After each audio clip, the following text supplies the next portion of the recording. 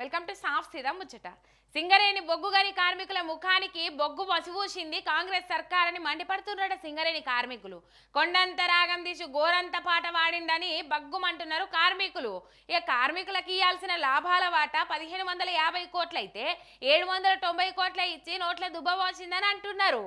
ఊరిచ్చి ఉసురుమనిపించిండు సర్కారోళ్ళను సింగరేణి కార్మిక లోకం సలసల మసులుతుందట.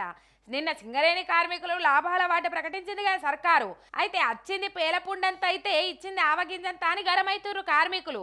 ఇయ్యాల్సింది 1550 కోట్లు అయితే ఇచ్చింది 794 కోట్లే అని నిట్టూరుస్తుండ్రు. దీంతో ఒక్కో కార్మికునికి సగటున 2 లక్షల లాస్ అవుతున్నామని కుతకుతమంటుండ్రు. సింగరేణి ఏరియాల 12 మంది కాంగ్రెస్ ఎమ్మెల్యేలను 4 ఎంపీలను గెలిపించినందుకు మంచి ఇనామే ఇచ్చిండ్రని గరమైతుండ్రు.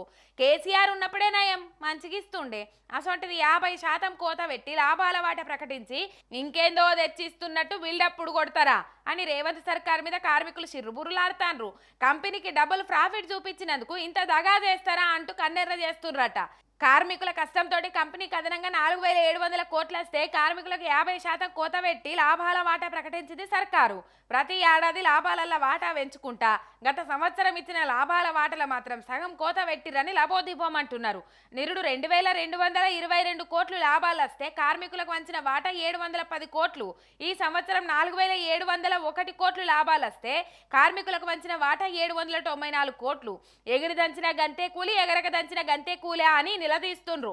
ఇక కాంగ్రెస్ వాళ్ళను సింగరేణి కార్మికులు అందరం ఎక్కించుకుంటే వాళ్ళను కూడా అందరి లెక్కనే డోకా చేసింది సర్కార్ అని మాట్లాడుకుంటున్నట్ట ఈ సంగతి తెలిసిన వాళ్ళు.